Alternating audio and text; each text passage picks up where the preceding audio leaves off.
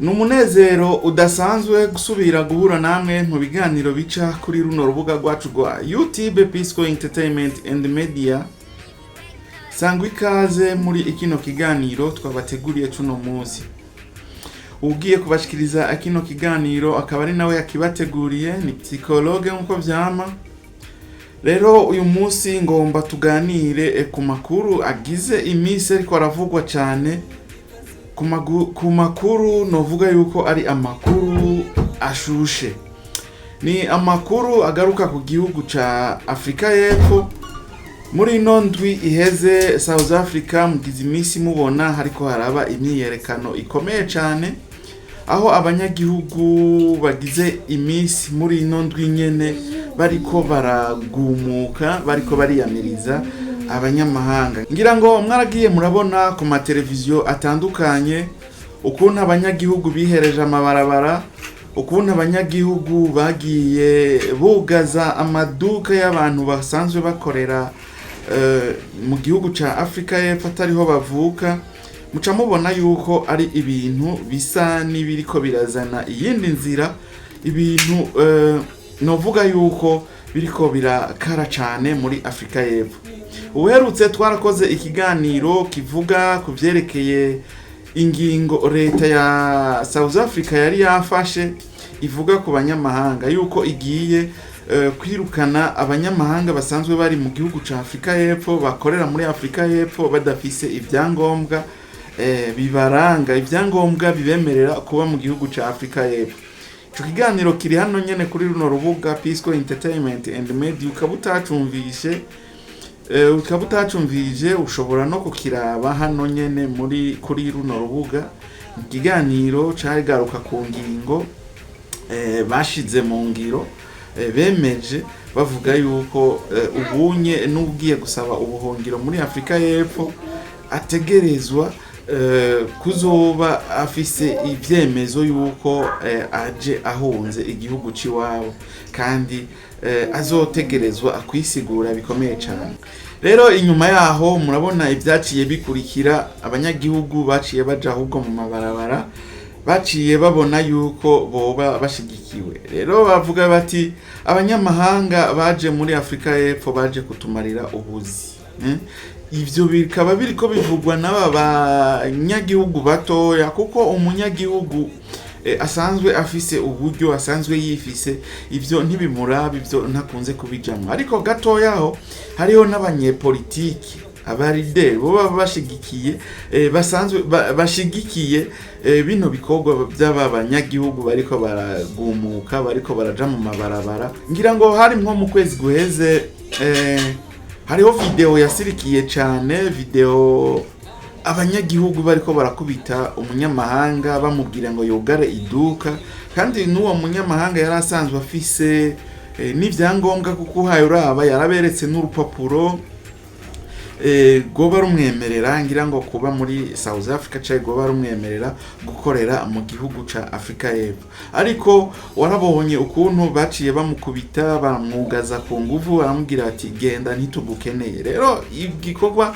nk'ico kimaze kujamwo abanyagihugu, ico cari gikorwa ca migration, cari bajyanye basanzwe babijejwe. Mugabo bimaze kujamwo abanyagihugu, uca ubona yuko ibintu biriko biraza nabi, ibintu bitariko biraza neza muri Afrika y'Epfo. Rero uyu munsi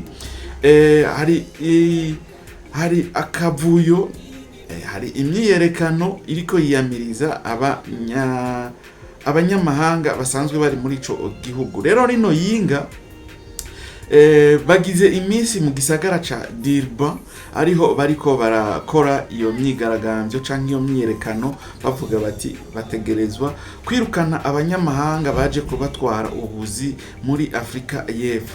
Rero hari muri ino ndwi nyene niho leta ya Ghana yatumako usanzwe aserukira Afrika y'Epfo mu gihugu ca Ghana, imubaza aho yabajijwe ivyerekeye iri hohoterwa ririko riragirirwa abanyagana basanzwe bari muri Afrika y'Epfo.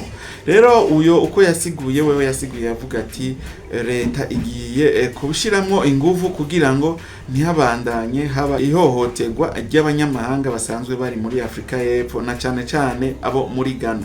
Gatoya ho kandi Ghana nayo ni igihugu gikunda abanyagihugu baco, kuko leta ya Ghana nayo yaciye ivuga iti yarasohoye itangazo ivuga ko umunyagana asanzwe ari muri Afrika y'Epfo akeneye kuva muri Afrika y'Epfo akeneye gutahanwa, yovuga bakamutahana akurira indege agatahanwa mu gihugu ucagana kugira ngo aka kavuyo canke kino cuka kibi gisanzwe kiri muri Afrika y'Epfo ku banyamahanga kibanze gituze, kugira ngo leta ya South Africa ibanze itorere umuti ako kavuyo kariko karaba muri Afrika y'Epfo. Rero si muri Afrika y'Epfo gusa, no mu bindi bihugu, ibi bihugu vyitwa ko vyateye imbere hano muri Afrika, abanyagihugu baho baratanguye kuzana ubujambo kujya babivuga ku ma social media, ugasanga bariko barabivuga ku ma Facebook, ku ma TikTok, ma Instagram, ma Twitter, bakora ibiganiro bavuga bati bariko bagomba kwiyamiriza abanyamahanga bakorera mu bihugu vyabo. Bijya bitangura buke hanyuma ukazoza ubona biragiye mu ngiro. Umuntu umwe gusa abakabuye abanyagihugu bato bato na cyane ni busanga batera akavuyo, baca bihereza amabarabara, kandi ukadusanga barononye iby'abanyamahanga, ibyashara by'abanyamahanga, barononye ibintu byinshi, kuko si abanyagihugu gusa boba bavuga bati bari mukuri bagiye mwibarabara.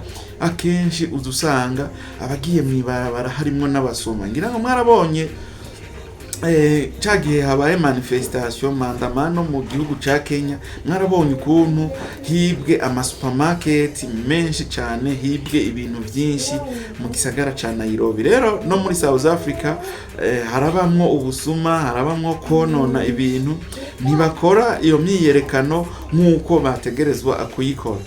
Rero ibi bihugu byitwa ko byateye imbere bifise n'abamukira rugendo canke abanyamahanga babibamwo bariko barabiranguriramwo imirimo, akenshi mwino misi muri Afrika turabona yuko hariko haraba impinduka, hariko haraba kugomba kwirukana abantu baje kuhasaba indaro canke baje kuhasaba umeme n'ubuhungiro canke baje kuharonderera ubuzima, niko no bivuga. Rero wewe uri kuranyumvira na cyane abarundi bari muri Afrika y'Epfo, abarundi bari muri bino bihugu bya Afrika, Kenya, Zambia, za Mozambique, murazi yuko bariyo abakenya, abarundi bari muri Tanzania, muri kano kanya mugifise agahengwe. Murashobora kurabira kuri South Africa ibiriko biraba, bishobora kuba no mu kindi gihugu nka Tanzania. Murabizi yuko naho nyene bigeze gushiraho itegeko ribuza gukora ubuvuzi abanyamahanga. Iryo tegeko nabwo umengo ntiryagiye mu ngiro, umengo ryariko riratuma biyamamaza neza. Hajya hazogera igihe leta ya Tanzania ivuga iti tugomba turishire mu ngiro, kandi niyo bavuga ati tugomba turishire mu ngiro, hari igihe hazoca haba imikwabu ikomeye cyane mu gihugu ca Tanzania. Hanyuma muri Kenya naho murazi naho nyene yuko urunwa abanyagihugu bamwe uza wumva bariko baravuga. Narababwiye nti umunsi hogira nk'umu leader cyangwa umunyepolitiki umwe abagumura, biroroshe kuja mwibarabara kugira ngo bagumuke. Rero nimba waragiriwe amahigwe ico gihugu wagiye kurondereramwo ukaronka, ntuhave ushira imitahe yawe muri ico gihugu gusa. Shira imitahe mu gihugu c'u Burundi, mu gihe ibintu bizoba vyahindutse uzogende ushika mu gihugu c'u Burundi uvuga uti ndafise n'umuriyoni isanga kuri konti mu gihugu c'u Burundi. nimba waragiriwe umuntu, kuko si abantu bose bagenda muri bino bihugu bava mu Burundi bagiye kuronderera hanze y'igihugu c'u Burundi bagira amahirwe bakaronka.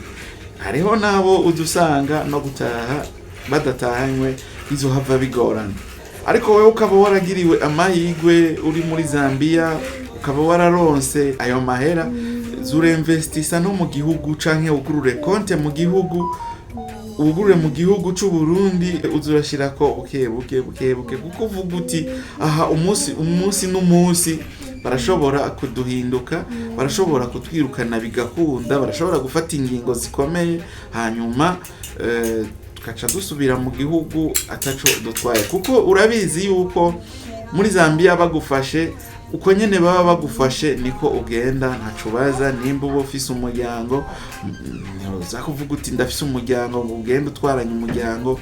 Nimba ufise iduka canke ufise ibindi vyashara bagutwara uko nyene, bagusubiza iwanyu uko nyene atakintu na kimwe ufise. Ariko mu gihe woba ufise nk'agakonte mu gihugu canke ufise utundi twashara mu Burundi, uravuga uti ntaco, reka mbe ndaririra kuri tuno tuntu naziganije. Rero Barundi kazi mwasafiye, ze muraraba no mu gihugu muze murasevinga, na cyane musevinge mu gihugu ciwacu, mu gihugu c'u Burundi. Nimuhave mugumiza imitahe muri ivyo bihugu mwagiye kurondereramwo, kuko mukagumiza imitahe muri ivyo bihugu, igihe habavye iyo mitahe muzohava uyitwara, uzoza usanga ugiye uko, ukazusanga urahombeye kandi utohahombeye. Rero muri Afrika y'Epfo ingaruka zihari, bijya birimwo politike, si kuvuga ngo n'abanyagihugu bariko baragumuka, bariko baraja mw'ibarabara kuri gusa. Hajya birafise iyo biriko birazanana, haba mu baopoze byoba biriko biza kuri urwo ruhande, haba no muri guverinoma. Murazi yuko iherutse gushiraho iryo tegeko, nayo nyene birashobora kuba biriko biravano kuri leta. Kandi murazi yuko hari n'umunyepolitike nomba yitwa Malema. Uwo munyepolitike arafunzwe, nayo nyene abatavuga rumwe na leta baravuga bati afungurwe, kuko ngira ngo baramushigikiye kumbure.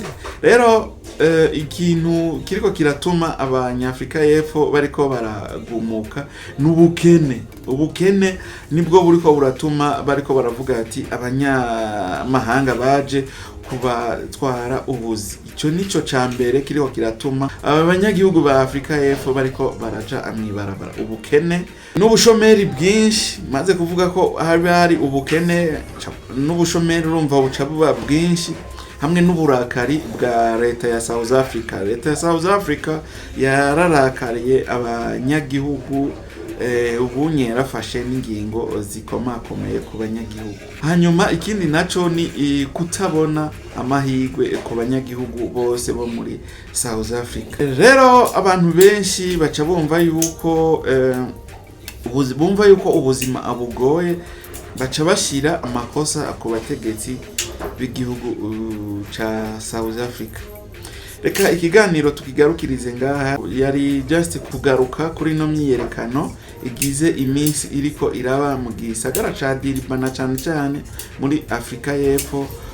Kwari kugaruka kuri iyo myiyerekano y'abo banyagihugu bo muri Afrika y'Epfo bariko baragomba kwiyamiriza abanyamahanga basanzwe bakorera mu gihugu ca Afrika y'Epfo. Bavuga bati bazova muri Afrika y'Epfo ukuneza canke bave muri Afrika y'Epfo ukunabi. Murumva yuko ibintu bitariko biraza neza muri South Africa. Reka rero ikiganiro tukigarukirize ngaha. Psychologue nje nari nabatunganirije ikino kiganiro, akaba ari na jewe ndanakibashikirije. Imana ibahezagire rero, mwirinde aho muri hose, abarundi aho muri hose mwirinde. Mwibuke kandi yuko ibihugu muriko murarondereramwo, na cyane bino byo muri Afrika atari ivy'iwanyu. Umwanya n'umwanya bashobora kubirukana, ukazusanga usubiye mu gihugu c'u Burundi uko waje, kandi igihugu wagiye kurondereramwo wari warakironkeyemwo, wari waragitereyemwo imbere, ariko bikakunanira gushira n'imitahe canke gusavinga mu gihugu c'u Burundi. Rero naho utaha mu kindi kiganiro. Imana ibahezagire. Merci beaucoup.